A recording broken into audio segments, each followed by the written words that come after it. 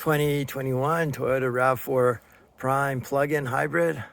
This car's working out really well, relatively new. I wanted to get a receiver hitch on it when I bought it, but the dealer wanted a small 4-inch. I'm going to do it aftermarket, and here it is right now.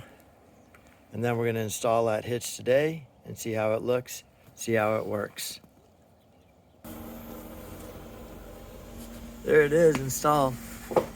Exhaust didn't have to come off. Give away a little bit of ground clearance, but no modifications on the bumper. Looks beautiful. There it is with the hitch in there. I got it flipped over, get a good ball height. Actually, it all works pretty well.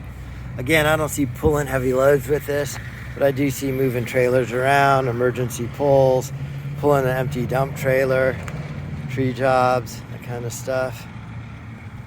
Really clean install, no modifications. You are giving away a little bit of ground clearance, but if you look at it compared to the exhaust, it's a little bit lower than the exhaust.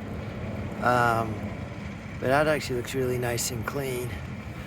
So it's looking good, I like it. I'm glad I went with the aftermarket one instead of the factory one.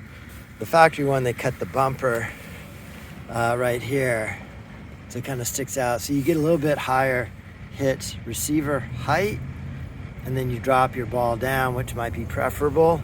Did end up having to pull that tow hook off of the back. I think I actually probably dipped down about as low as that hitch does. You can see I have the hitch upside down for ball height. You know, it's 17 at the top or so, 14 at the bottom. And then the receiver, if you could see it there, is 10 inches off the ground. And that exhaust is probably 11 inches off the ground.